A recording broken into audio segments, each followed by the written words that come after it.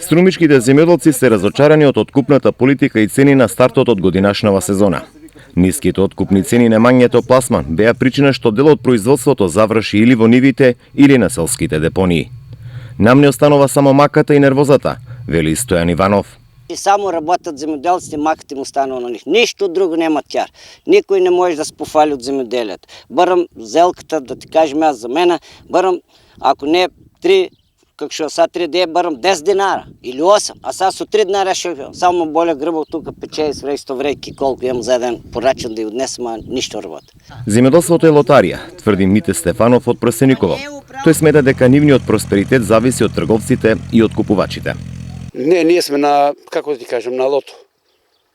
Коцка. Ако рулето ти даде, тогаш и трговецот ти даде. Ние мора да садаме, мора да работиме, прибедејќи од таа средина сме. Се мачеме како грешни ѓаволи. Не знам, на дека оде таа работа што ја викаме на... Поголема контрола врз откупувачите и државна заштита на земјоделците, бара Орце Мирчев. Тој вели дека со години се исти откупни цени, а трошоците за производство растаат. Да се зема у обзир владата, да нешто функционирање од таа држава, да тај земјоделец биде малку заштитен. Значи се што се работи да биде малку земено предвид, да може нели да биде како што треба. Работеш, а утре да знаеш што ти ќе земаш. А ние работиме, а не знаеме ти ќе земе.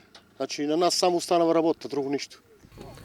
Во Струмичко заврши првиот турнус раноградинарско производство. Земјоделците ги подготвуваат нивите за нова сеидба со надеж дека ќе има поголеми откупни цени.